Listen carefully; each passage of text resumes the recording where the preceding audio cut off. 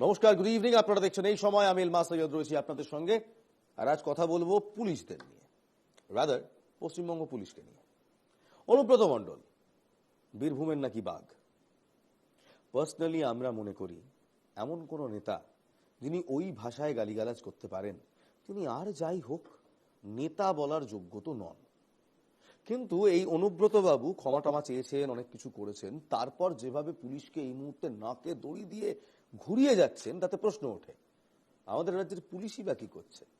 তলবের পর তলব, এবং সেই তলবে এক প্রকার বকলমে থোড়াই কেয়ার অ্যাটিটিউড নিয়ে অনুব্রত মণ্ডল এগিয়ে চলেছে। দলের তরফ থেকে অর্থাৎ তৃণমূল কংগ্রেসের তরফ থেকে একটা ক্ষমা চাওয়ার ব্যাপার ছিল, ক্ষমাও চেয়েছেন। প্রথম চিঠি পাঠালেন ভুলে ভরা, তারপর একটি বক্তব্য রাখলেন সংবাদ মাধ্যমের সামনে। সেই বক্তব্যে অনুব্রত মণ্ডলের বডি ল্যাঙ্গুয়েজে কোনো রকমের অনুতাপ, কোনো রকমের অনুশোচনা কিচ্ছু নেই। তারপর তৃণমূল কংগ্রেস ছাত্র পরিষদের এক নেতা বিক্রমজিৎ সাউ তিনি এলেন, তিনি আবার সেই একই ভাষায় থানার আইসিকে আক্রমণ করলেন। তৃণমূল ছাত্র পরিষদ অবশ্য তৃণমূল কংগ্রেসের থেকে এক ধাপ এগিয়ে কড়া অবস্থান নিল, বিক্রমজিৎ সাউকে সাসপেন্ড করল। কিন্তু প্রশাসনিক লেভেলে যা যা করা দরকার পুলিশ কি তা করল? কিংবা পুলিশ তার স্টেপ নেওয়ার পর যেভাবে অনুব্রত মণ্ডল আইনকে রীতিমতো বুড়ো আঙুল দেখিয়ে আমি অসুস্থ এই প্লিড করে হাজিরা এড়ালেন, জামিন অযোগ্য ধারায় মামলা থাকার পরেও তারপর প্রশ্ন উঠছে এই রাজ্যের পুলিশ নেতা মন্ত্রীদের সামনে এসে কেন বারবার থমকে দাঁড়ায়। আজ এই নিয়েই আলোচনা হবে আগামী 1 ঘন্টা। কিন্তু কোন রকম আলোচনায় যাওয়ার আগে দিনভর অনুব্রত মণ্ডলকে নিয়ে এবং বিক্রমজিৎ সাউকে নিয়ে কি কি হলো, কি কি update, well ladies and gentleman, take a hard look.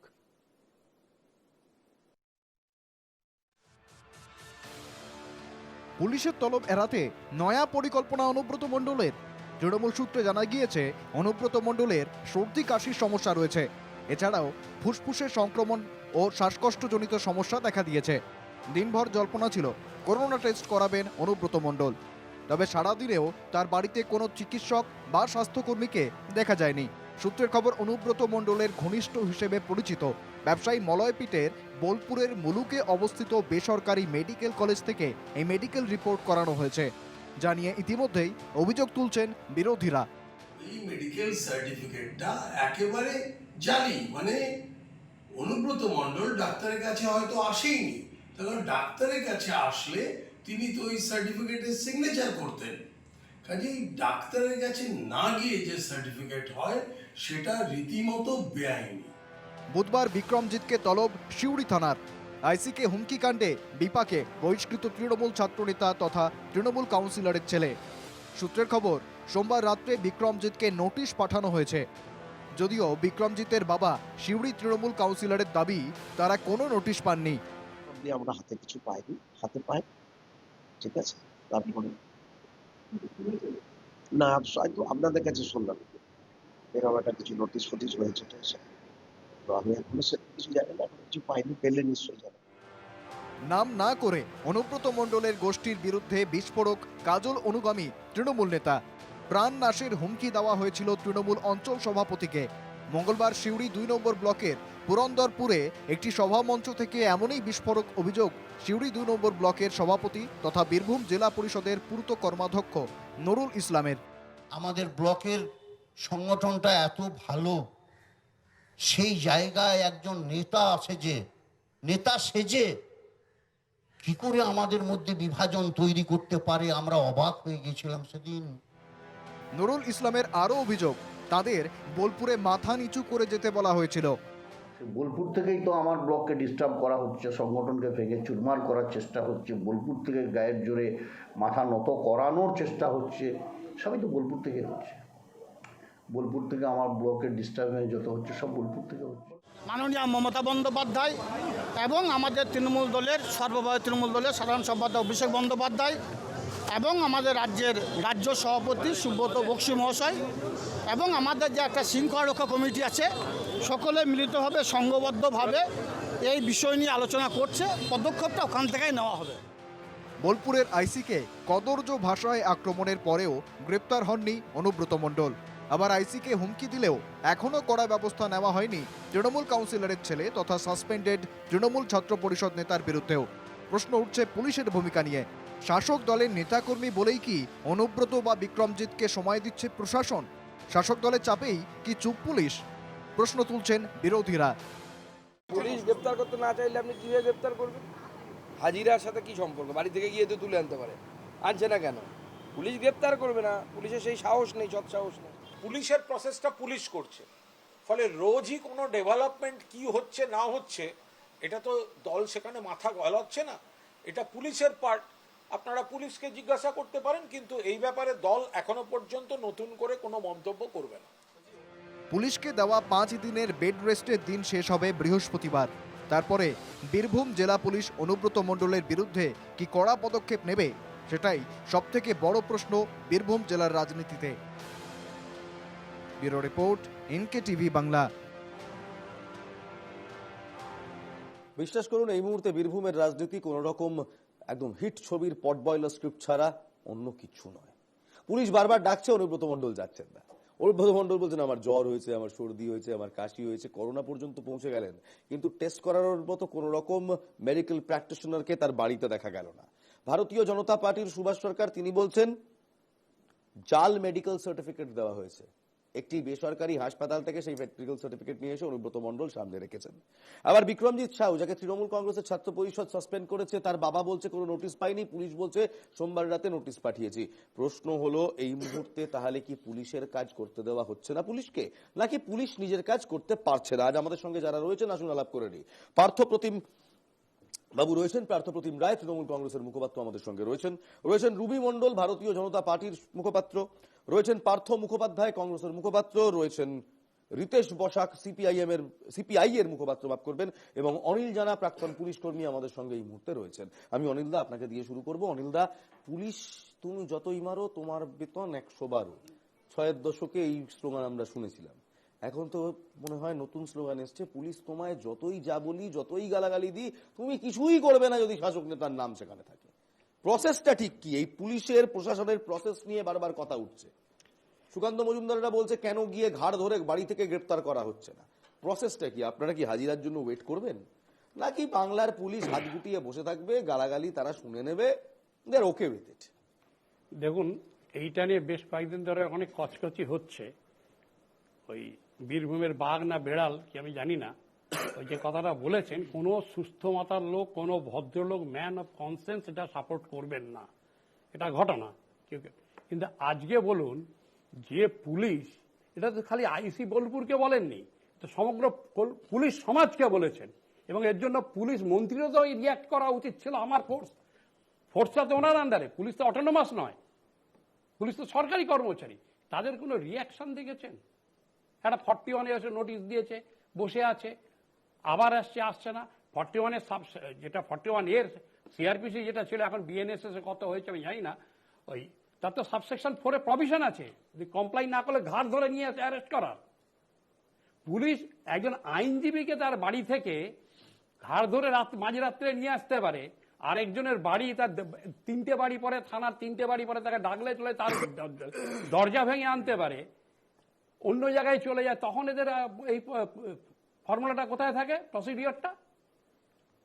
হ্যাঁ, এখানেই অনিলদা, অন্য স্টেটে গিয়ে, গুরুগ্রাম থেকে গিয়ে সোশ্যাল মিডিয়ায় পোস্ট করার জন্য, আমি সেই পোস্টকে একবারও জাস্টিফাই করছি না, কিন্তু আমি বলছি তৎপরতা এই পুলিশের।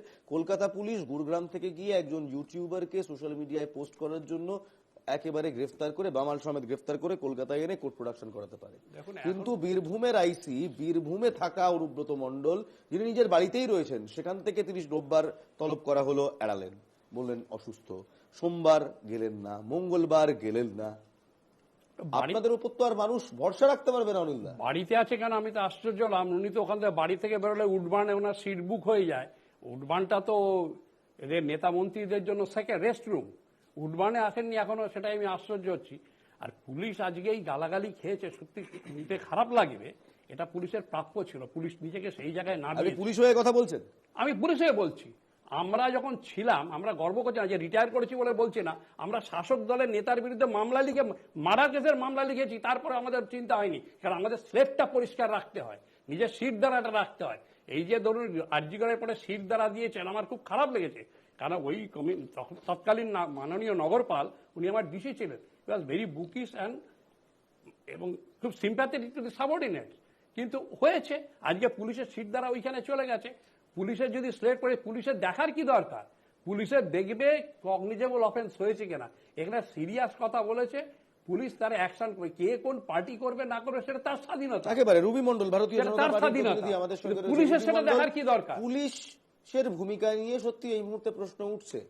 এই পুলিশ জামিন অযোগ্য ধারায় মামলা করার পরও অনুব্রত মণ্ডলকে এখনো গ্রেপ্তার করতে পারছে না, হাজিরা এড়িয়ে যাচ্ছে, সর্দি হচ্ছে, কাশি হচ্ছে, করোনা টেস্ট পর্যন্ত পৌঁছে যাচ্ছে, দেখুন কিন্তু এই পুলিশ চুপচাপ বসে আছে। পুলিশের ভূমিকাই এখন চুপ করে বসে থাকা। কারণ আমরা দেখেছি পুলিশের ইদানিংকালে যেরকম মালদা বলুন, মুর্শিদাবাদ বলুন, উড়ন্ত লাথি খাওয়া থেকে শুরু করে সমস্ত জায়গায় দেখেছি পুলিশের কি ভূমিকা। বর্তমানে পুলিশের ভূমিকার প্রতি আমাদের একটু বিশ্বাস নেই। আর বিশ্বাসটা থাকবে কি করে? রাজ্যের পুলিশ মন্ত্রীকে মাননীয় মমতা বন্দ্যোপাধ্যায়, এ রাজ্যের স্বরাষ্ট্রমন্ত্রীকে মাননীয় মমতা বন্দ্যোপাধ্যায়, স্বাস্থ্যমন্ত্রীকে মাননীয় মমতা বন্দ্যোপাধ্যায়। এই মাননীয় মমতা বন্দ্যোপাধ্যায় বিধানসভায় দাঁড়িয়ে শেখ শাহজাহানের কথা মনে আছে, যার এগেনস্টে ধর্ষণ থেকে শুরু করে লুট থেকে শুরু করে নানা রকম কেস থাকা সত্ত্বেও, নারী পাচারের মতো কেস থাকা সত্ত্বেও বিধানসভার মতো পবিত্র জায়গায় দাঁড়িয়ে এই রাজ্যের মুখ্যমন্ত্রী এদের হয়ে কথা বলে, এদের হয়ে সাফাই গায় এবং এই অনুব্রতকেও। রুবিদি, আমি আপনাকে একটু থামাচ্ছি, আমি খুব যুক্তিতে বিশ্বাসী। যদি নারী পাচারের কেসের কথাই হয়, এই হিউম্যান ট্রাফিকিং এর কেস আরো একজন বিজেপির কুচবিহারের নেতার বিরুদ্ধে আছে, পার্থদা এখানে রয়েছেন, তিনি নিশ্চয়ই বলতে পারবেন। আমি খুব অবাক হয়েছিলাম দুদিন আগে তাকে প্রথমে নরেন্দ্র মোদীর মঞ্চে দেখে এবং তারপর অমিত শাহর মঞ্চে দেখে। কুচবিহারের নেতা, নামটা বলবো, আপনি নিশ্চয়ই জানেন, তাকে দেখে। হ্যাঁ, আপনি কি বলছেন না বলছেন সেটা পরের কথা। আপাতত যে টপিকে আছে আমি সেই টপিকে একটু ভালো হয়, কারণ আমি অনুব্রতের কথাটা শেষ করে নিই, তারপর আপনার কথার উত্তর দেব। এবার অনুব্রত যে ক্ষমা চেয়েছে সেটাও আপনাকে দেখতে হবে যে উনি কিন্তু ক্ষমাটা যে চিঠিতে লেখা পরিষ্কারভাবে দিদির পুলিশ।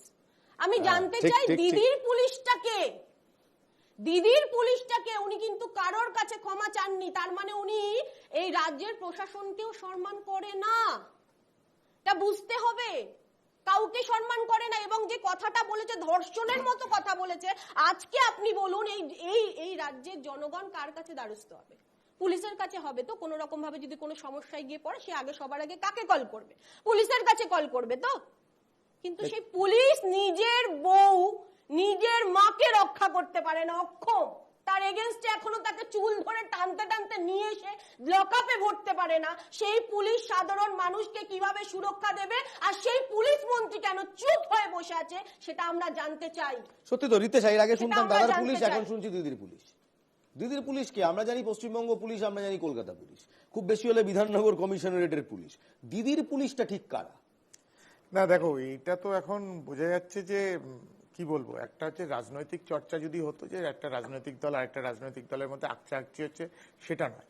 এটা হচ্ছে একজন সরকারি কর্মচারী, মেবি ইয়াজ আ পুলিশ, কিন্তু সে তো গভর্নমেন্ট অফিসিয়াল।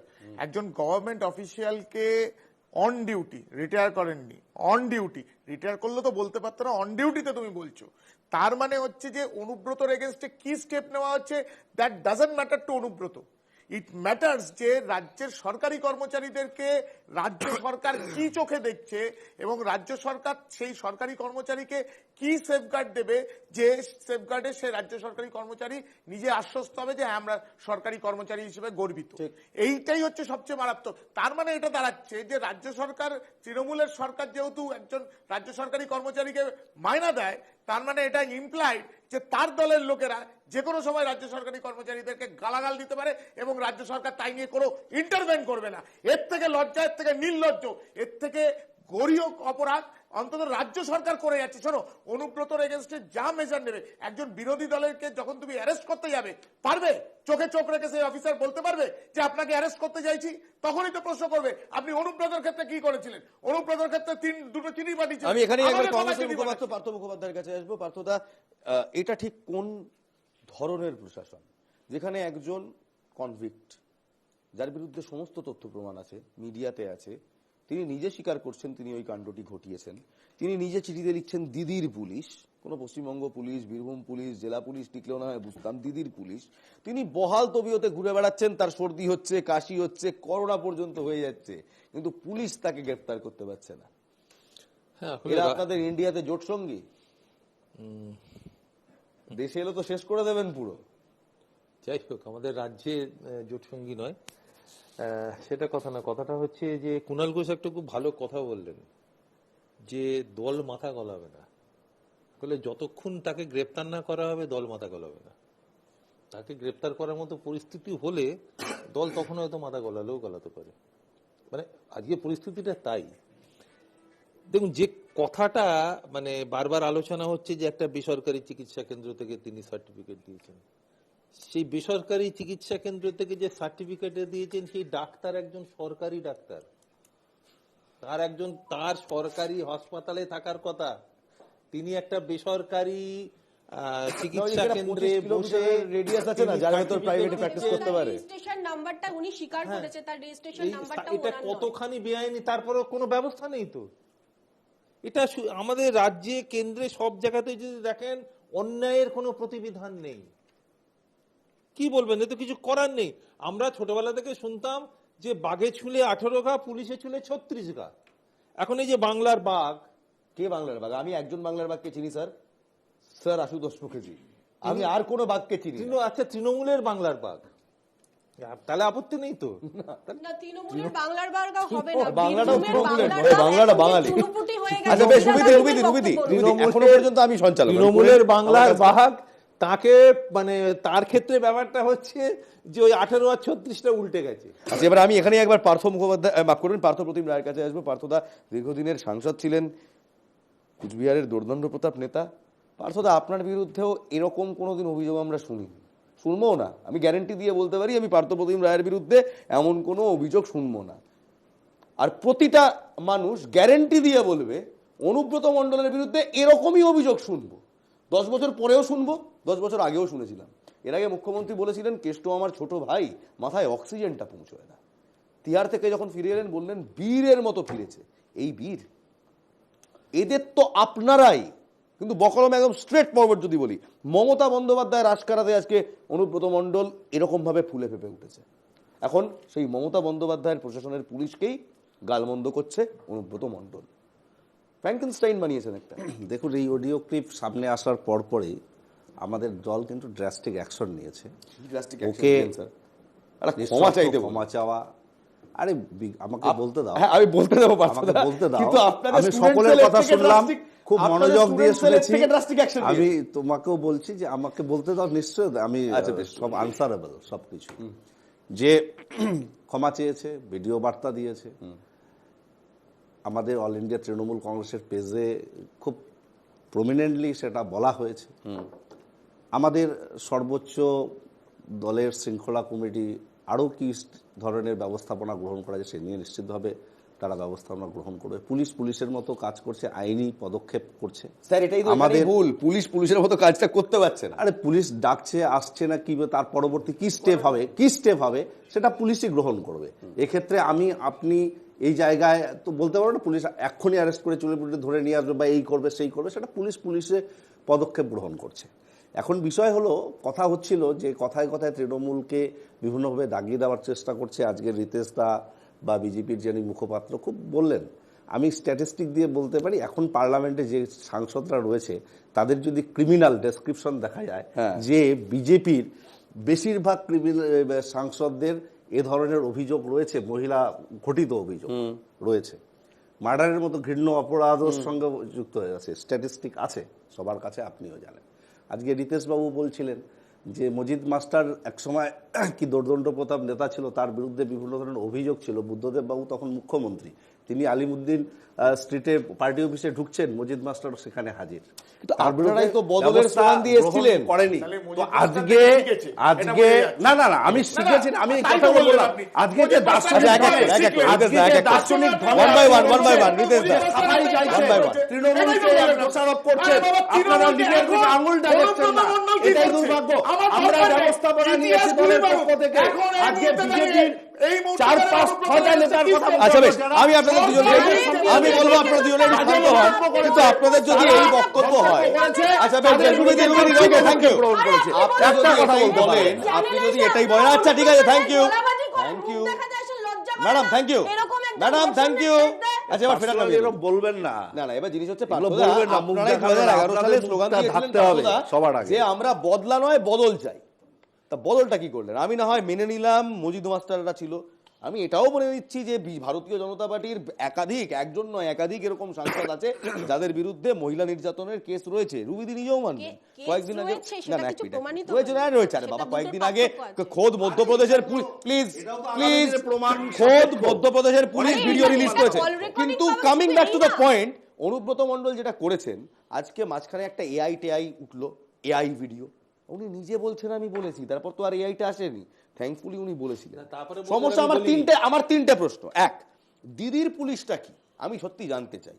উনি লিখছেন দিদির পুলিশ পশ্চিমবঙ্গে কোথায়, তাদের হেডকোয়ার্টার, তাদের কি ইউনিফর্ম, তাদের কে কমিশনার, দিদির পুলিশের কমিশনারকে মমতা বন্দ্যোপাধ্যায় নিজে নাকি আমি জানি না, আদৌ দিদির পুলিশ বলে কিছু হয় কিনা জানি না, উনি লিখলেন দিদির পুলিশ। কে লিখছেন? অনুব্রত মণ্ডল। দুই, উনি এত অসুস্থ, উনি সর্দি কাশির সমস্যায় রয়েছেন, উনি করোনা টেস্ট করানোর জন্য যাচ্ছেন, কোনো সরকারি হাসপাতালে যেতে পারলেন না, ওখানে সিউড়িতে সরকারি হাসপাতাল আছে, বোলপুরে আছে, বীরভূমে আছে, গেলেন না। তিন, মেডিকেল সার্টিফিকেটটা জাল, ভাবুন। এবং সবচেয়ে সমস্যার, নুরুল ইসলাম তৃণমূলের কর্মী, তিনি বলছেন বোলপুর থেকে মাথা নত করানো হয়েছিল আমাদের। কাজল শেখ বলছে আপনি আর কিভাবে অনুব্রতকে ডিফেন্ড করবেন? আমার ডিফেন্ড করার কিছু বিষয় নেই। সুকান্ত মজুমদার তিনি একটা স্পষ্ট বলেছেন যে সেখানে নাকি কাজল শেখকে বসানোর জন্য অনুব্রত মণ্ডলকে তৃণমূল কংগ্রেসই ব্যাক ফেজে ফেলেছে। Number one. নাম্বার টু, দিদির পুলিশ, এটার ব্যাখ্যা আমি দেব না, তবে একটা এই ভার্সনে একটা কথা বলি যে কেউ কেউ নিজেকে মোদির বাচ্চাও বলছে, ঠিক আছে?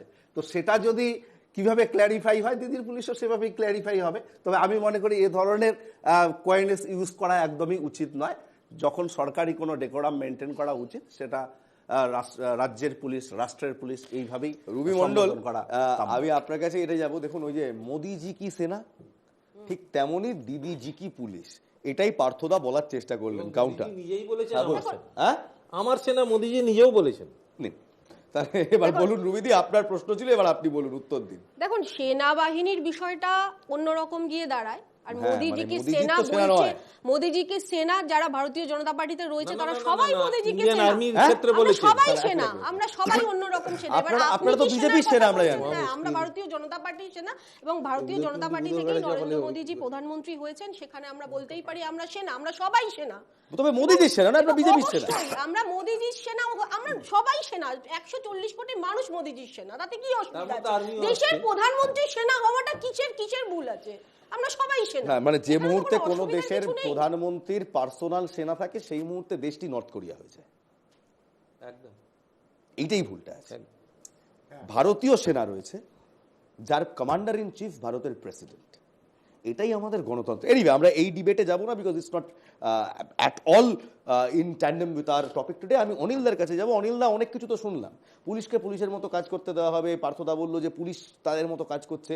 আমার প্রশ্ন হচ্ছে, পুলিশ কি সত্যি তাদের মতো কাজ করছে?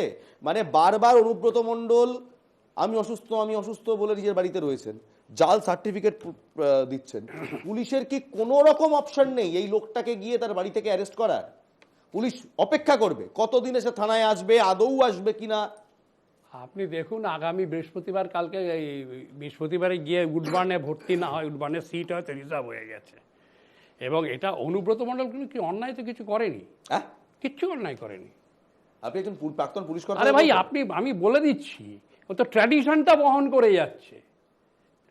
তৃণমূলের নেত্রী, আমি মুখ্যমন্ত্রী বলবো না, কারণ মুখ্যমন্ত্রীর চেয়ারটা খুব প্রেস্টিজিয়াস চেয়ার। ওনার নেত্রী কি বলেছেন প্রধানমন্ত্রীর সম্বন্ধে? চালের দাম বাড়া নিয়ে কী সব ল্যাঙ্গুয়েজ বলেছেন, কী সব সভা বলেছেন, আমি অমুক মুখ্যমন্ত্রী, আমি আর শব্দগুলো বলছি না, আমার এই বয়সে শোভন লাগবে না এইরকম ফোরামে। আমরা দেখাতেও পারবো না, আপনি বললে আমি বলা উচিত না, আমি শোভন নয় বলে আমি বলছি না। সেগুলোকে একজন ওই চেয়ারে বসে থেকে তার মানায়? আপনার একজন মারা গেছেন এমপি কৃষ্ণনগরে, কি বলেছিলেন আপনার নিশ্চয়ই সবার মনে আছে? Let's not repeat it. বাড়িতে আমি আর বলছি না শোভন হবে না, তো সেই ট্র্যাডিশনটাইও বহন করেছে। না কিন্তু অনিল একটা জিনিস তো মানবেন, একজন কর্তব্যরত পুলিশ কর্মীর মাকে, তার স্ত্রীকে যে ভাষায় গালিগালাজ করেছেন অনুব্রত মণ্ডল, এই এই এই আশকারাটা তিনি তখনই দিতে, তিনি শুধু শুধু আইসি কি, তিনি ওখান থেকে অডিও ক্লিপটা আমার কাছে এই মুহূর্তে নেই, আমি একবার শোনাতাম, ডাইরেক্ট রাজীব কুমার মানে যিনি এই রাজ্যের ডিজিপি তাকে ফোন করে বলছে, রাজীব, হ্যালো রাজীব কুমার বলছেন ডট ডট ডট, আমি আর ওগুলো বলতে পারছি না, আমি সেটা এক্ষুনি এখান থেকে ট্রান্সফার করো। না নেতা, না মন্ত্রী, না সাংসদ, না বিধায়ক, না কাউন্সিলর, মামুলি নেতা। না আমার মনে হয় না ওই সেকেন্ড ফোনটা উনি করেছেন বা করে কথা হচ্ছে, ওটা চালাকি করেছে আপনার আপনার বাগটুই তো in presence of the chief minister as well as home minister কি বলেছেন, একে অমুক কেস দেওয়া হবে, অমুক কেস দেওয়া হবে, কেসটা সাজাতে হবে। Who is he? Has he been authorised? কেসটা যেমন সাজিয়েছিলাম, ওনাকে কি পাওয়ার ডেলিগেট করা হয়েছে নাকি পুলিশ দেখার জন্য? এটাও বলেছিলেন ওই কেসটা যেমন সাজিয়েছিলাম এটাও যেন সাজাতে হবে। এবং আমরা তো দেখেছি টিভিতে তাকে কথা বলতে বলতে বলতে অমুককে একটা গাঁজা কেস দিয়ে দে, তো ও তো যেন সেই কাপড়ের দোকানে কাপড় কিনতে গেছে। আমার প্রশ্নটা এখানেই নিতে চাই যে দেখুন এইরকম যদি অবস্থা হয় যেখানে অনুব্রত মণ্ডলের মতো একজন নেতা কিংবা দাগি নেতা, আমি বলি, আমাকে যা 10 সেকেন্ড আমি আসছি স্যার, তিহার আমরা জানি সংশোধনাগার, রেকটিফিকেশনাল কিংবা কারেকশনাল হোম।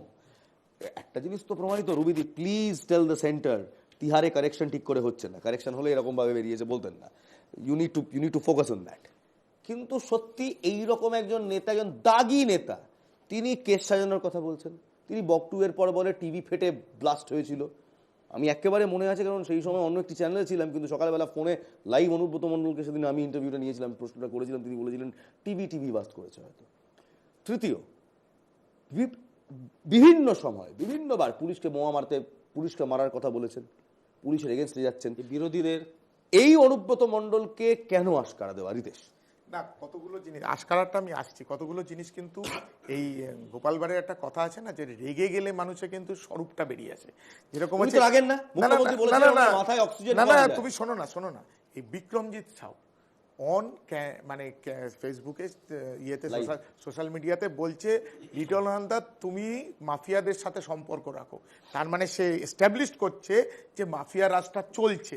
দুই হচ্ছে পার্টি তোমাকে তুলে এনেছে সাইড পোস্টিং থেকে, তার মানে ইটস ইমপ্লাইড, হ্যাঁ তার মানে ইটস ইমপ্লাইড যে তৃণমূল কংগ্রেস এখান থেকে ওখানে নিজের ইচ্ছে মতো ট্রান্সফার করতে পারে। তার মানে পুলিশের যে কাজ করার যে জায়গাটা, দেখো মার্টিন লুথার কিং একটা কথা বলেছিল, injustice anywhere is threat to justice.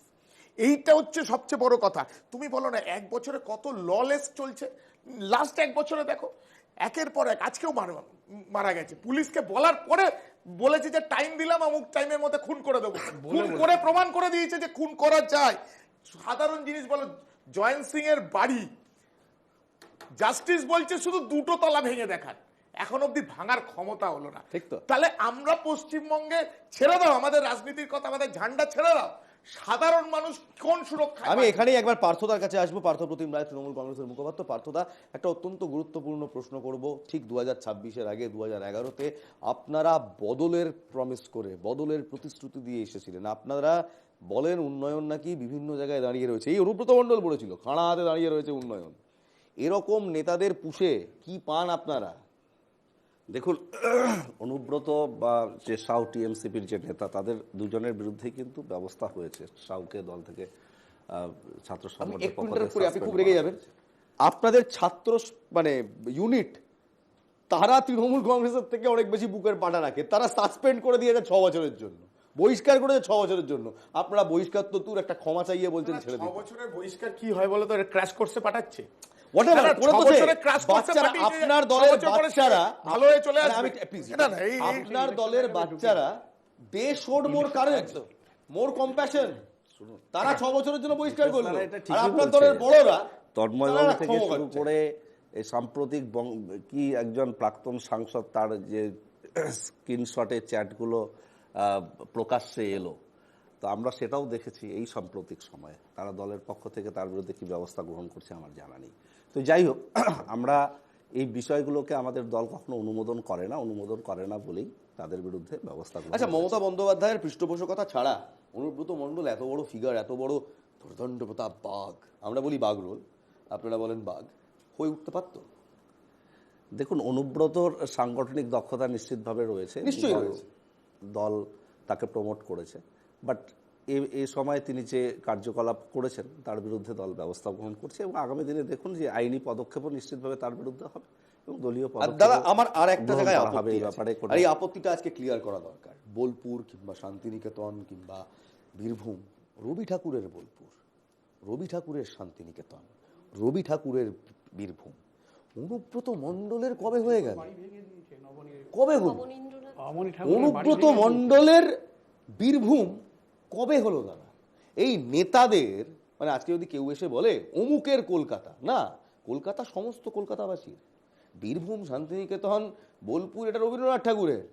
Anubrata Mondal তো রবি ঠাকুরকে ছাপিয়ে গেলেন। তারা যেটা পার্সপেক্টিভে ব্যাখ্যা করতে চাইছেন সেটা বলার ভঙ্গিমার উপর ডিপেন্ড করে। আমিও কোচবিহার থেকে এসেছি, আমি বলি আমার কোচবিহার, তো সেটার সঙ্গে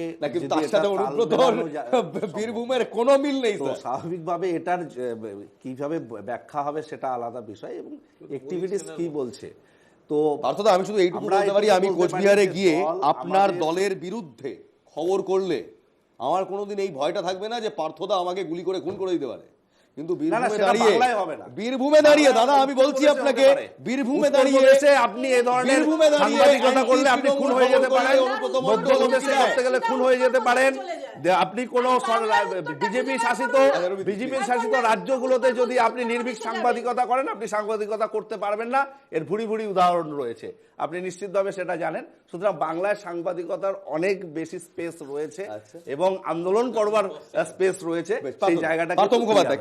সমস্যাটা হচ্ছে যে পুলিশকে এখন মাথা বাঁচাতে হচ্ছে ওই ফাইল দিয়ে, সেই জন্য আজকে পুলিশের এই অবস্থা। অথচ পুলিশ বলতে আমাদের যেটা মনে হয় সেটা হচ্ছে যে দুর্গাপুজোর সময় আমরা যে পুলিশটা দেখি, যে পরিমাণে লক্ষ লক্ষ মানুষকে সারা পশ্চিমবাংলা জুড়ে, পশ্চিমবঙ্গ পুলিশ হোক, কলকাতা পুলিশ হোক, যেভাবে তারা এই ভিড়টাকে কন্ট্রোল করে, শান্তি শৃঙ্খলা বজায় রাখেন প্রায় 7-8-10 দিন ধরে, পৃথিবীতে বিরল।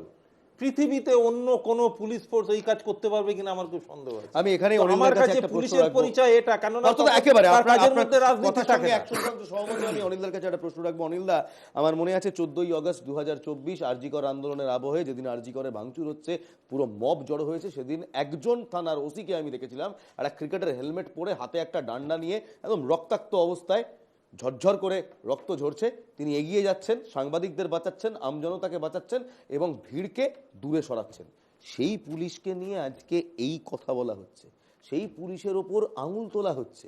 যে কলকাতা পুলিশকে আপনারা স্কটল্যান্ড ইয়ার্ডের সাথে তুলনা করতেন, সেই কলকাতা পুলিশকে আজকে দলদাস বলা হচ্ছে, দিদির পুলিশ বলা হচ্ছে। Where has your respect gone sir? না, তারপরে এই যে অনুব্রত মণ্ডল যে কথাটা বলেছে, নামটাও আনতে মানে অস্বস্তি লাগে, যে ভাষা মুখের, যে বলেছে দল তোমাকে সিআইডি থেকে নিয়ে এসছে, তুলে দিয়েছে। তাহলে দল, এই তো সরকারি কর্মচারী, তা দল আর সরকার কি এক নাকি? তা উনি বলছেন দল আর সরকার এক। আচ্ছা, দ্বিতীয় কথায় যে বলছে এই যে অনুব্রত, এই যে এরা তৈরি হয়েছে কী জন্য? বাংলা একটা প্রবাদ আছে গ্রামাঞ্চলে, যে খুঁটির জোরে মেড়া নড়ে। খুঁটিটা এই যে কী করেছে কেষ্ট, এইটা যদি না থাকতো তাহলে কেষ্ট আজ কেষ্ট হতো না, মাছালা হয়েই থাকতো। কিন্তু এগুলো কোনো কথা না, কথা হচ্ছে এই যে আজকে যেটা হয়েছে, এটা তো এই জন্যই হয়েছে। পুলিশ আজকে যেটা বললেন ঠিকই, আমরা তো কলেজ স্কোয়ারে ডিউটি করছি, মোহাম্মদ আলী পার্কে ডিউটি করছি, ষষ্ঠী অষ্টমী, এমন আগে সপ্তমী অষ্টমী আর্লি সার্ভিসে সপ্তমী অষ্টমী নবমী ডিউটি হতো, তারপরে ষষ্ঠীতে শুরু হলো। আমি পঞ্চমীতে এমন অবস্থা হয়েছে মোহাম্মদ আলী পার্কে আমাকে অ্যাডিশনাল ফোর্স আলাবাজার থেকে আনাতে হয়েছে। কাজে এগুলো আমাদের অবস্থা হয়েছে, আমরা করতে পারা যেত। আমাদের একটা ব্যাপার হচ্ছে, বললে আমাদের ডিসিশন নেবার ক্ষমতা ছিল। এখন তো কারণ এই পুলিশের অবক্ষয় শুরু হয়েছে হরিমোহন ঘোষ কলেজ থেকে, যেই দিন একজন কলেজ ইলেকশনে একজন এএসআই গুলিবিদ্ধ হয়েছেন। দেখুন, গুলিবিদ্ধ হতেই পারে, বোমবাজি চলছে, চলছে, মারা যায়, এনকাউন্টার হয়, মারা যেতে পারে, অনেক গুলি লাগে। আপনি যখন এই কথা বলছেন, মিডিয়াবুরুজের সেই পুলিশ কর্মীর কথা জিজ্ঞেস করবো এবং ড্রাইভারের কথা জিজ্ঞেস করবো। কালিমুদ্দিন শামস কোনোদিন গ্রেফতার হয়েছিলেন? আপনি যদি এখন একটা খারাপের জন্য আগে লোকে কি বলতো, নিজের ছেলে হলো খুন করে সেই ইন্সপেক্টরের নগ্ন দেহ ক্যানেলে পড়ে রইলো, মানে নর্দমায় পড়ে রইলো। কালিমুদ্দিন শামস আজ পর্যন্ত ইনফিকেটেড হয়। আপনার রয়েছে অভিজ্ঞতায়, আপনি তো বাম জামানায় কি হয়েছে, কংগ্রেস জামানায় কি হয়েছে, এই জামানায় কিন্তু সবটাই তুল্যমূল্য। জামানার খুদ ধরে বেড়াচ্ছেন কেন? দেখুন, এই পুলিশ আমাদের সমাজের সমাজকে টিকিয়ে রাখার একটা অত্যন্ত গুরুত্বপূর্ণ অঙ্গ। ল অ্যান্ড অর্ডার মেনটেন করে এই পুলিশ। তবে সেই পুলিশকে যখন কটু কথা বলা হয় তখন আলবৎ পুলিশের রক্ত গরম হয়, কিন্তু তারপরও যদি পুলিশকে ঠুটো জগন্নাথ হয়ে বসে থাকতে হয়, লিটন হালদারের মায়ের কাছে ক্ষমা চেয়েছে, লিটন হালদারের বইয়ের কাছে ক্ষমা চেয়েছে, তাহলে বুঝলাম হ্যাঁ ক্ষমা চেয়েছে। কি আদৌ পারে বলেছি আমি নাকি বারবার চাইছি দল বলেছে বলে শাসকের চাপিয়ে দেওয়া কাণ্ড কারখানায় পুলিশকে দাবিয়ে রাখে? এই পুলিশ কি এখনো দাবিয়ে থাকবে, নাকি সেই বিখ্যাত ডায়লগ আর দাবায় রাখা যাবে না, সেই ডায়লগ দিয়ে অরূপব্রত মণ্ডলকে গ্রেফতার করবে? একটা ছোট্ট বিরতির পর ফিরছি, দেখতে থাকুন এই সময়।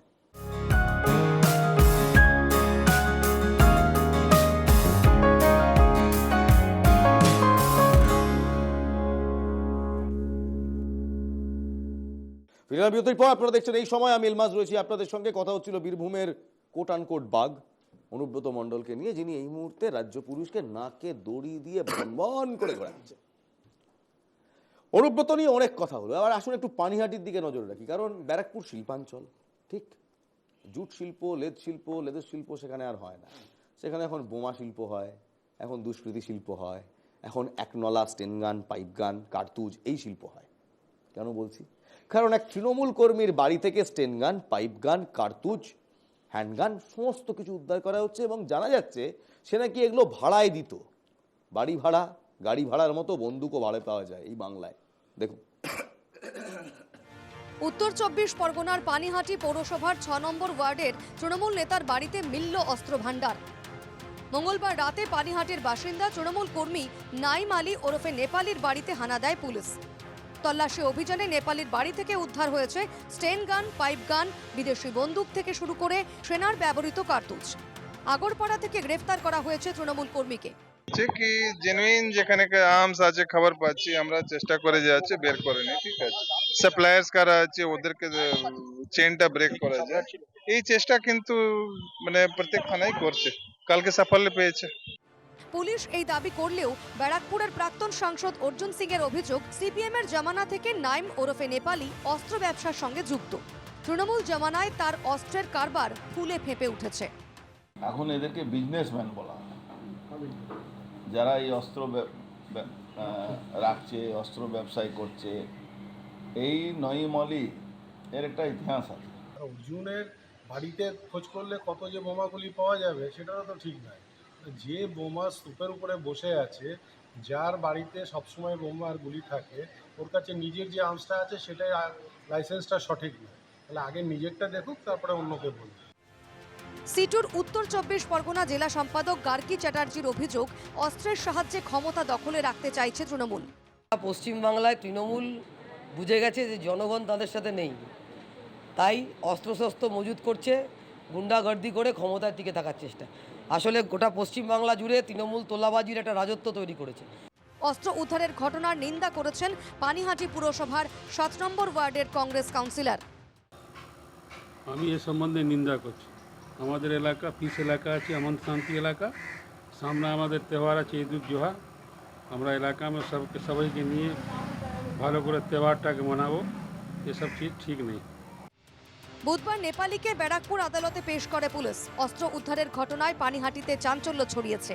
নেপালিকে দলের কর্মী বলে মানতে নারাজ শাসক দল। ঘটনার তদন্ত শুরু করেছে খড়দা থানার police. Bureau report, NKTV Bangla. আমার প্রশ্ন হলো, কেউ কেউ বলছে তোলামূল, কেউ কেউ বলছে বিজেমূল। 2026-এর ভোট আসছে।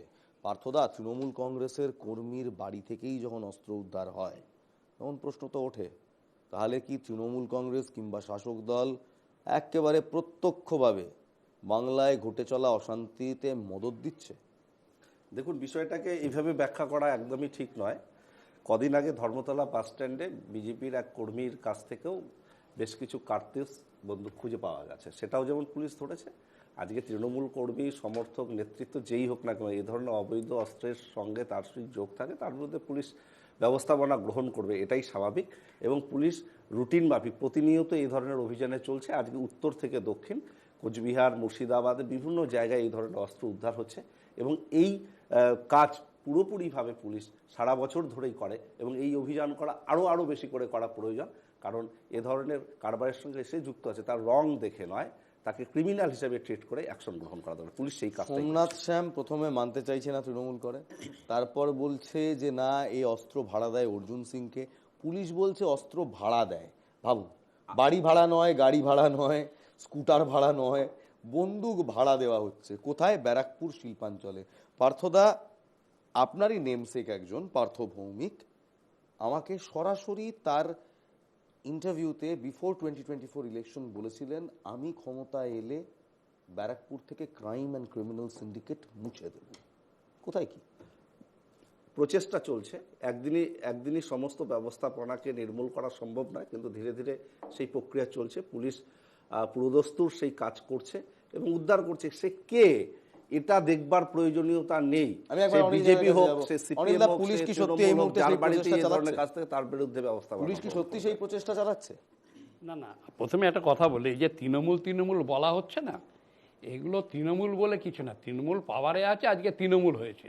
XYZ যখন পাওয়ারে থাকবে তখন আবার দেবেন সেই দলে। এই লোকটার বিরুদ্ধেও ছিল যে এর আগে সিপিএম কে সাপ্লাই। এগুলো সব এই ধরনের, এরা কোনো ক্রিমিনাল, এগুলো সব 5 পয়সার ক্রিমিনাল। এগুলো ক্রিমিনাল তোমার সোদপুর, পানিহাটি, ব্যারাকপুর, ভাটপাড়া, নৈহাটি, কাঁচরাপাড়া, এগুলো তো বরাবরই ক্রাইম। এতে কাকিনাড়া, এগুলো তো বরাবরই ক্রাইম। তখন ছিল মস্তান, বাবু মিত্তির ছিল, ছোট বাবু ছিল। এরা তো সব পলিটিক্যাল ক্রিমিনাল। পলিটিক্স আছে, ক্ষমতায় আছে, তাই এরা 5 পয়সার ক্রিমিনাল। এদের কোনো ব্যাপার নেই। এই যে আজকে যারা বড় বড় কথা বলছেন নামে, এরা কোনো, আমরা দেখেছি ক্রিমিনাল। এরা ক্রিমিনাল কোথায়? এরা আছে খুঁটির জোরে, মেড়া নেড়ে, যেটা বললাম ওই খুঁটির জোরে। তাই আজকে এরা ক্ষমতায় আছে, সেই ক্ষমতা ওইদিকে অন্য কোনো দল ক্ষমতা দ্বারা সেই দলে চলে যাবে। এরা কোনো এর জন্য তৃণমূল বা আবার স্টেন গান বলছে, ছবিতে কিন্তু একটা স্টেন গানও দেখিনি। কতগুলো ইম্প্রোভাইজ ফায়ার আর্মস, কিছু অ্যামুনিশন আমরা দেখছি। তো এর জন্য আপনি কি এটা বলছেন যে পুলিশ যা করছে সেটাই ঠিক, শাসকের কোনো মদত নেই এর পেছনে?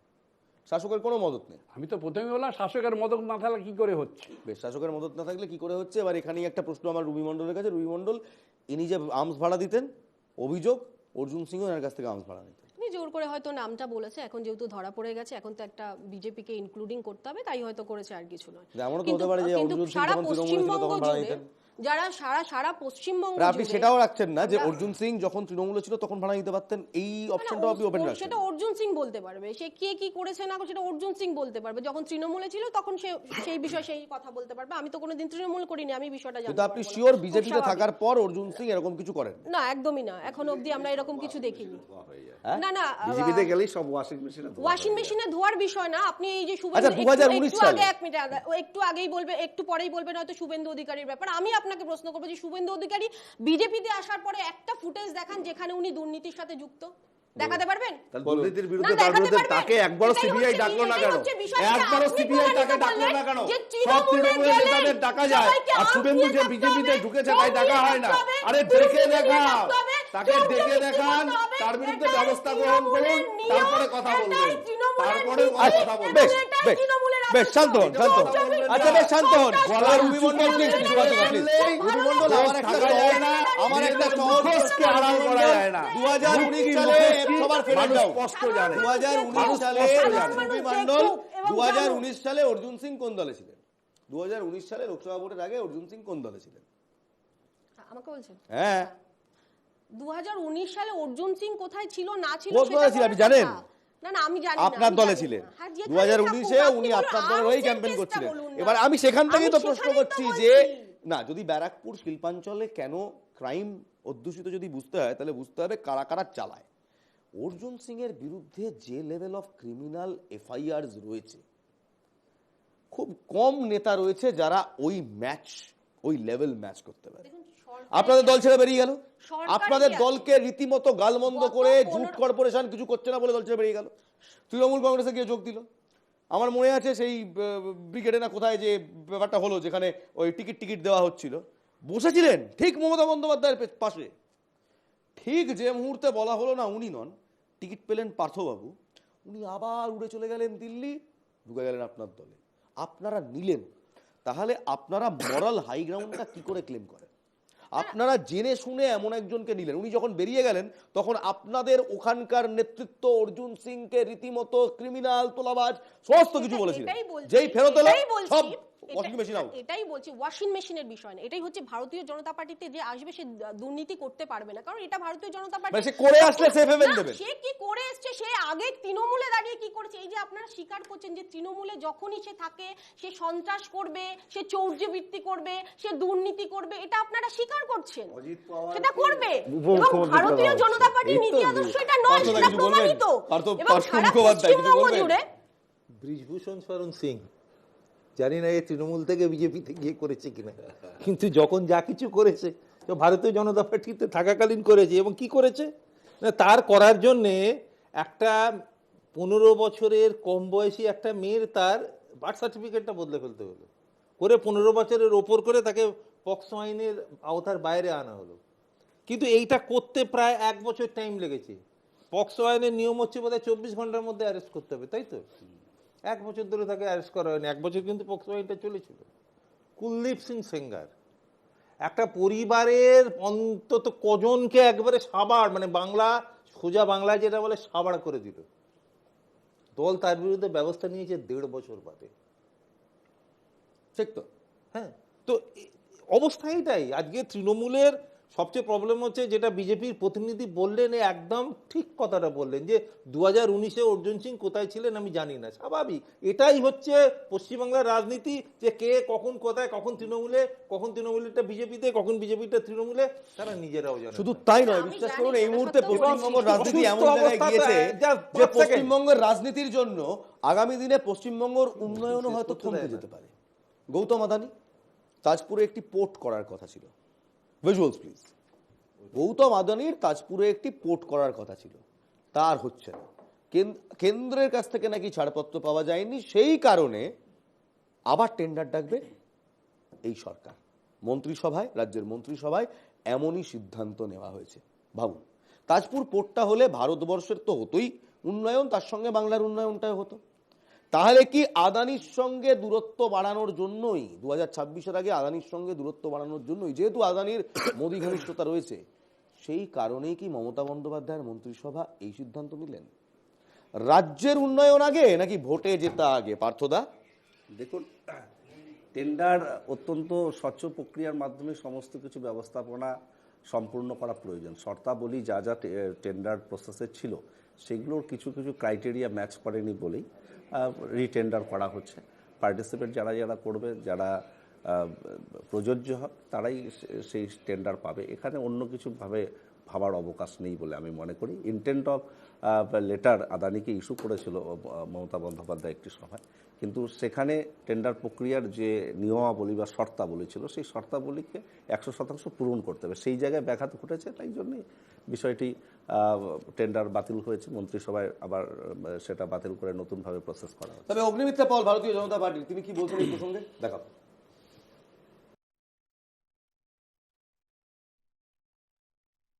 তো ইলেকশনের আগে আরো অনেক বড় বড় সামনের গাজর তো মুখ্যমন্ত্রীকে দেখাতে হবে, তাই না? এখন টেন্ডার বাতিল করে আরো অনেক টেন্ডার দেবেন, আরো অনেক কাজের উনি ব্যবস্থা করবেন। আর তো হাতে 10 মাস, 15টা বছর একটা ফ্যাক্টরিকে আনতে পারেননি মুখ্যমন্ত্রী। বেঙ্গল গ্লোবাল সামিট, কোটি কোটি টাকার এত প্রতিশ্রুতি, একটা মানুষের চাকরি আমরা দিতে পারিনি। সুতরাং এখন বাংলার মানুষকে আবার যদি বোকা বানাতে চান, যে এখন আদানির টেন্ডার আমি ক্যান্সেল করে দিলাম, কেন ক্যান্সেল করলেন? আর 1.5 বছর ধরে আমাদের বারবার এই মিথ্যা কথাটা বলেছিলেন কেন? সুতরাং এগুলো আমরা বাংলার মানুষ আর বিশ্বাসও করে না। 10 মাস পরে মোদীর সরকার এখানে আসছে। 2022 সালের 12ই অক্টোবর একেবারে ঘটা করে লেটার অফ ইন্টেন্ট দিয়ে আদানির কোম্পানিকে, গৌতম আদানির কোম্পানিকে গ্রিনফিল্ড প্রযুক্তিতে বন্দর বানানোর চুক্তি দিয়েছিলেন মমতা বন্দ্যোপাধ্যায়। ঘটা করে প্রায় 7 বার এখানে বিজিবিএস হয়েছে। রিলায়েন্স ইন্ডাস্ট্রিজ থেকে শুরু করে সঞ্জীব গোয়েঙ্কা, সবাই কোটি কোটি লক্ষ লক্ষ টাকা, লক্ষ লক্ষ কোটি কোটি টাকা ইনভেস্ট করার কথা বলেছে বাংলায়। ইনভেস্টমেন্ট কত এসছে? Big zero. এটা তো অনেকটা সেই উন্নয়নের মতো হয়ে গেল অর্থদা। শুধু শুনেই যাচ্ছি, দেখতে কিছু পাচ্ছি না।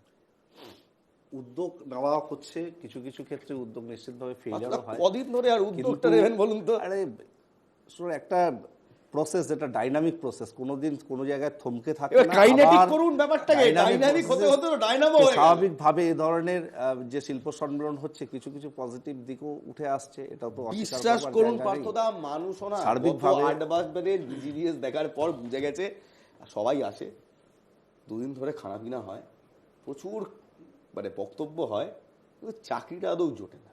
দেখুন এই মুহূর্তে যেখানে আমরা বসে আছি সেক্টর 5, এটার ক্রেডিট মমতা বন্দ্যোপাধ্যায় নয়, কিন্তু আমি রিতেশকে জিজ্ঞেস করবো, রিতেশ এর ক্রেডিট কার? এই সেক্টর 5, এই টেকনোপলিস হাব, এর ক্রেডিট কার? সত্যি এটা মমতা বন্দ্যোপাধ্যায় ক্রেডিট নাকি এটা বাম সরকারের করে যাওয়া ক্রেডিট? দেখো, ক্রেডিট কারণ নয়, সরকার চালাবে, সরকার তার নিজস্ব কমিটমেন্ট থাকে টু দ্য নেশন, মানে সে তো কেন সরকার চালাবে, তার তো অন্য কিছু কারণ নেই।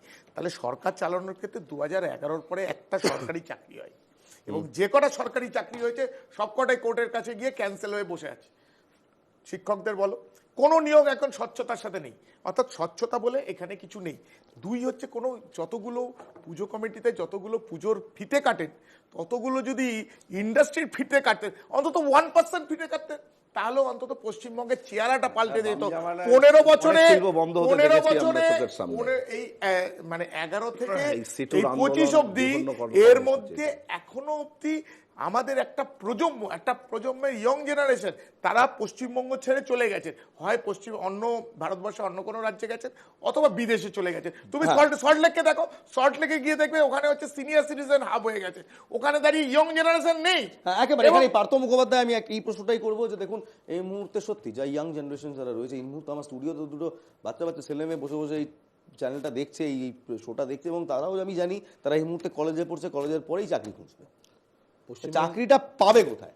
না প্রাইভেটকে আসতে দেওয়া হচ্ছে, না কোনো হেভি মেশিনারি ইউনিট এখানে স্থাপত্য হচ্ছে, শুনছি অনেক কলকারখানা হবে, ক্রিকেটাররাও আজকাল ইস্পাত শিল্পে ঢুকবে, অনেক কিছু একটুখানি টাইম চাইছি। দেখো এটা খুব ভুল কথা, এই যে বারবার আমরা বলি বাঙালির উন্নতি হচ্ছে না, এটা খুব ভুল কথা। বাঙালির উন্নতি হচ্ছে, তবে সেটা কলকাতায় বসে থাকলে বা পশ্চিমবাংলা বসে থাকলে দেখতে পাওয়া যাবে না। বাঙালির উন্নতি হচ্ছে, সেটা দেখতে গেলে ব্যাঙ্গালোরে যেতে হবে, সেটা দেখতে গেলে হায়দ্রাবাদে যেতে হবে, মুম্বাইতে যেতে হবে, চেন্নাইতে যেতে হবে। এই যে এত বছর ধরে পশ্চিমবাংলায় এতগুলো শিল্প সম্মেলন হলো, শিল্প সম্মেলনে কি বলা হয় যে নতুন শিল্প আসুক। সারা পৃথিবীতে যে কোনো জায়গায় নতুন শিল্প যেখানে আছে, সেখানে প্রথম 5 বছর 10 বছর তাদের বেশ কিছু ছাড় দেওয়া হয়। এই যে সমস্ত অপারেশন সিন্দুর, হ্যান ত্যান, শিক্ষক নিয়োগ, এই যে এত কিছু হই হট্টগোলের মধ্যে একটা খবর আমরা কিন্তু দেখেও হয়তো দেখিনি, সেটা হচ্ছে পশ্চিমবঙ্গ সরকার নতুন শিল্প বিনিয়োগ করলে যা যা সুবিধে দেওয়া হয় সেই সুবিধাগুলো সব উইথড্র করে নিয়েছেন। অর্থাৎ পশ্চিমবাংলায় আজকে কোনো কেউ শিল্প করলে প্রথম 5 বছর বা 10 বছর যে সুবিধেগুলো পাওয়া যেত, বা অন্যান্য রাজ্যে বা পৃথিবীর অন্যান্য দেশে সর্বক্ষেত্রে পশ্চিমবাংলা একমাত্র ব্যতিক্রম, যেখানে নতুন শিল্প করলে কিছু পাওয়া যাবে না। আমি এখানে পার্থদার কাছে আসবো একবার। পার্থ, প্রতিম রায় রয়েছেন। পার্থদা, এই মুহূর্তে দাঁড়িয়ে 2026-এর ভোটের আগে যদি বলি, আপনারা অ্যানাউন্স করেছেন লক্ষ্মী ভান্ডার দিবেন, আপনারা 14% অ্যালোকেশন আপনাদের বাজেটে লক্ষ্মীর ভান্ডারে। কোনটা দেখুন, শুধু সুপ্রিম কোর্ট বলেছে 25% বকেয়া ডিয়া তো দিতেই হবে, সুপ্রিম কোর্ট বলে দিয়েছে। তার উপরে এই মাসের মধ্যে একেবারে অনিল একেবারে ঠিক কথা বলেছেন, সরকারি লোক তো একেবারে ঠিক জায়গায় ধরেছেন যে এই মাসের মধ্যে। আর বেনিফিশিয়ারি, ডাইরেক্ট বেনিফিশিয়ারি অনিল দা পাওয়ার আশা আছে তো? আছে অনিল দা, পাওয়ার আশা আছে, আশায় আছেন। অনিলদার মতো পেনশনধারীরা এবং সরকারি চাকরিরা এখনো 25% পাওয়ার আশায় আছে। একটা লাইন বলে দিচ্ছি, একটা লাইন, এই যে বলেন না স্বচ্ছতা, চাকরি, অমুক হেনতেন, একটা লাইন ছিল স্যামুয়েল টেলার কোলেরিজের লেখা কবিতায় রাইম অফ দ্য অ্যানসিয়েন্ট মেরিনারে, একটা লাইন ছিল, water water everywhere not a drop to drink. চারধারে শিল্প আছে, একটাও কিন্তু জল খাবার মত কি, water everywhere not a single drop to drink. এবার এখান থেকেই আসছি, আমার বন্ধু একজন জানাশোনা লোক তার মেয়েকে ভর্তি করতে আপনারা বরাদ্দ করেছেন লক্ষ্মীর ভান্ডারে, 25% আপনারা দেবেন হচ্ছে বকেয়া ডিএ, সুপ্রিম কোর্ট বলে দিয়েছে। এরপর রয়েছে ভাতা, যা ডিসেম্বর অবধি আপনারা দেবেন, ক্লাবগুলোকে অনুদান পুজোর আগে। এই মুহূর্তে যদি ফিসক্যাল ডেফিসিট দেখি, ফিসক্যাল ডেফিসিট প্রচুর এই বাংলায়। যদি শিল্প না আসে, লালবাতি জ্বালাতে হবে তো। দেখুন, লক্ষ্মীর ভান্ডার বা এই ধরনের বিষয়গুলোকে আপনারা হাইলাইট নিশ্চিতভাবে করছেন, কিন্তু এর প্রয়োজনীয়তাও রয়েছে। আমাদের মতো ভারতবর্ষের মতো এরকম ইকোনমিক কন্ডিশন দেশে এই ধরনের কর্মসূচি বেশিরভাগ সরকারই গ্রহণ করে, সেটা কেন্দ্র, রাজ্য, বিভিন্ন রাজ্যগুলো ফলপ্রসূ করছে। তো একে লক্ষ্মীর ভান্ডারকে বন্ধ করতে হবে বা বন্ধ করতে হবে বলছি না, ধরুন লক্ষ্মীর ভান্ডারে আপনি কত 1,500 টাকা দিচ্ছেন, তো তার থেকে 1,500 টাকাটা চাকরি দিন না একটা ইন্ডাস্ট্রি নিয়ে, নিশ্চিতভাবে 5,000 টাকা পাবে, পাশাপাশি বেশি টাকা পাবে। চাকরির অপশনগুলো বের করতে হবে, সবকিছুই করতে হবে, কোনোটাকে বাদ দিয়ে কোনোটা। লক্ষ্মীর ভান্ডারের কম্পিটিটরস চাকরিটাও হতে পারে না, আবার চাকরি কম্পিটিটর লক্ষ্মীর ভান্ডার দুটোরই প্রয়োজন। আচ্ছা, আমি একটা ছোট উদাহরণ দিই, একটা ছোট্ট বাংলা থেকে কিছুটা দূরে, স্যার প্লিজ প্লিজ পার্থদা, বাংলা থেকে কিছুটা দূরে গিয়ে না হয়েছে, এটা মনে হয় সম্পূর্ণ ভুল ধারণা। ঝাড়খণ্ডের ঠিক বর্ডারে একটা ছোট্ট শহর ছিল, সেই শহরে টাটারা এসে, পার্থদা সেই শহরে টাটারা এসে একটা শিল্পর ফ্যাক্টরি শুরু করেছিল বহু বছর আগে। সেই জায়গাটা এখন জামশেদপুর কিংবা টাটানগর বলে আমরা জানি। সিঙ্গুরের চেহারা আমূল বদলে যেত যদি সেদিন বিরোধিতা না করতেন। সোনালী গুহর একাধিক বাইটস রয়েছে যেখানে তিনি বলছেন, সেদিন কি সত্যি মমতা বন্দ্যোপাধ্যায় সিঙ্গুরে অনশন করেছেন? সিঙ্গুরের মানুষজনদের জিজ্ঞেস করুন। এখন দাঁড়িয়ে কি কোথাও মনে হয় যে সিঙ্গুরে যদি টাটার ফ্যাক্টরিটা হতো তাহলে অনেক কিছু হয়তো আরো ইজি হতো, বিশেষ করে দেউচা পাচামি যার স্বপ্ন আপনারা দেখাচ্ছেন?